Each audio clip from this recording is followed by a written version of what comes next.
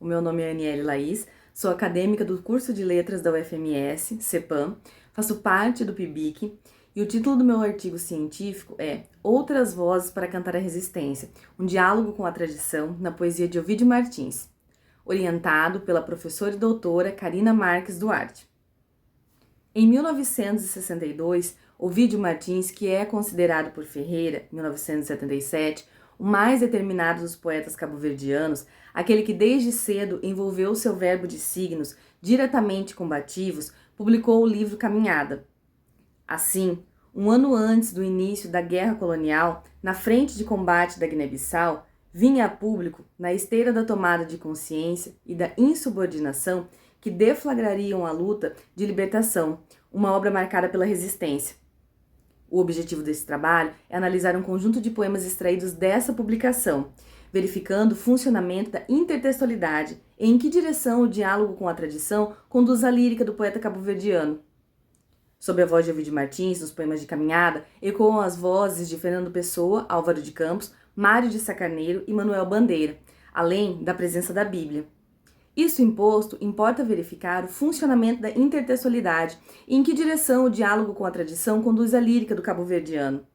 Um exame prévio da problemática indica que a apropriação e transformação das vozes dos precursores acentua a resistência, seja a censura, a opressão colonial, na dicção poética de Ovídio Martins. O detalhamento e a análise dos pontos envolvidos na hipótese, entre os quais estão a relação entre os textos e os vínculos da literatura com a sociedade. Foram analisados um conjunto de poemas do livro Caminhada, de Ovídio Martins, poema de Pessoa Campos, tais como Lisbon Revisité, Tabacaria, Vou-me embora para Pasárgada, de Manuel Bandeira, e o texto bíblico Caim Matabel, Gênesis 4:6, munidas das formulações teóricas de Laurent Geny e Gerard Genet, verificando de que maneira o cabo-verdiano absorveu e transformou os textos com os quais dialoga.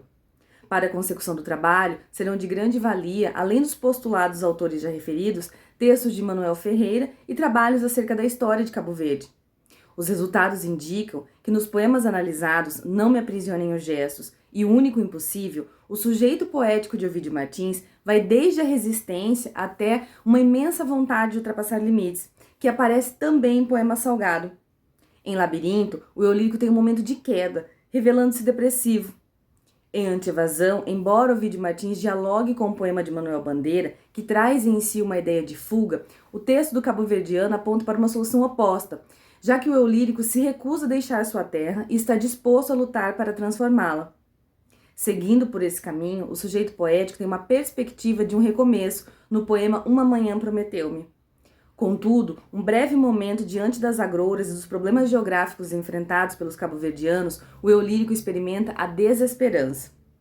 Por outro lado, em Voltará a Serviçal, traz uma expectativa para aqueles que foram retirados de sua terra. O poema Imigração reforça o sofrimento de quem foi forçado a deixar sua terra para trabalhar de forma forçada.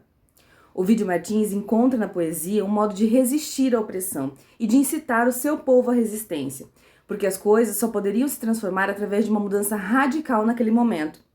O confronto armado era forçoso aos cabo-verdianos, sendo a única chance de conseguir a liberdade, como aponta Frantz Fanon, 1961, no instante mesmo em que descobre a humanidade e começa a polir as armas para fazê-la triunfar. Além da resistência, outra marca na poesia de Ovídio Martins é a intertextualidade, procedimento que, como salienta Leila Peroni Moisés, 1978, sempre foi uma característica da atividade poética, já que a literatura sempre nasceu da e na literatura. O poeta cabo-verdiano se apropria das vozes daqueles que o antecederam para transformá-las, conferindo-lhes assim novas entonações. Desse modo, Ovídio Martins vai revestindo as velhas formas de um sentido novo. Cabe ressaltar que o sentido das palavras utilizadas por um poeta pode ser sempre renovado, e é isso que o cabo-verdiano faz, renova o sentido das palavras para tecer com a voz dos outros de tal modo que a sua escrita se configura como o locus da assimilação, do alheio para a constituição do próprio, e o próprio, nesse caso, inclui uma expressão poética dotada de uma força singular, que se revela majoritariamente como a resistência, seja a censura, ao evasionismo ou à opressão colonial.